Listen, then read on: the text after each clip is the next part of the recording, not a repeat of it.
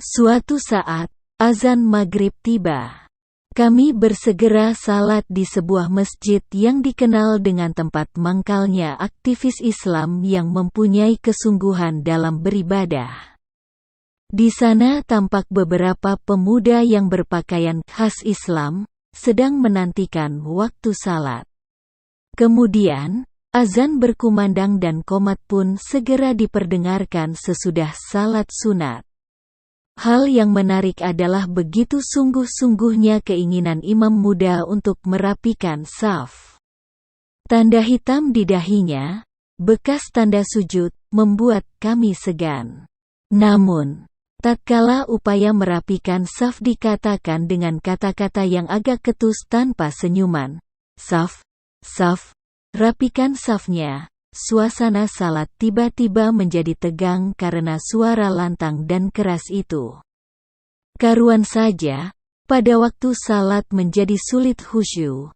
Betapapun bacaan sang imam begitu bagus karena terbayang teguran yang keras tadi. Seusai salat, beberapa jemaah salat tadi tidak kuasa menahan lisan untuk saling bertukar ketegangan yang akhirnya disimpulkan, mereka enggan untuk salat di tempat itu lagi. Pada saat yang lain, sewaktu kami berjalan-jalan di Perth, sebuah negara bagian di Australia, tibalah kami di sebuah taman. Sungguh mengherankan, karena hampir setiap hari berjumpa dengan penduduk asli. Mereka tersenyum dengan sangat ramah dan menyapa, "Good morning," atau sapa dengan tradisinya. Yang semuanya itu dilakukan dengan wajah cerah dan kesopanan. Kami berupaya menjawab sebisanya untuk menutupi kekagetan dan kekaguman. Ini negara yang sering kita sebut negara kaum kafir. Dua keadaan ini disampaikan tidak untuk meremehkan siapapun tetapi untuk mengevaluasi kita. Ternyata luasnya ilmu, kekuatan ibadah, tingginya kedudukan. Tidak ada artinya jikalau kita kehilangan perilaku standar yang dicontohkan Rasulullah SAW, sehingga mudah sekali merontokkan kewibawaan dakwah itu sendiri. Ada beberapa hal yang dapat kita lakukan dengan berinteraksi dengan sesama ini.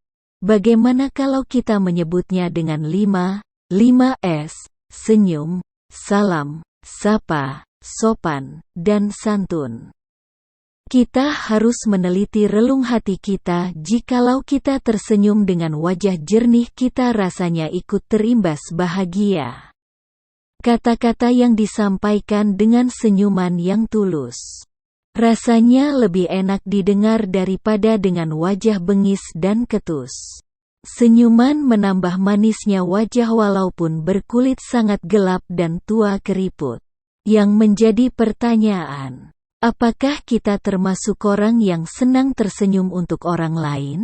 Mengapa kita berat untuk tersenyum, bahkan dengan orang yang terdekat sekalipun?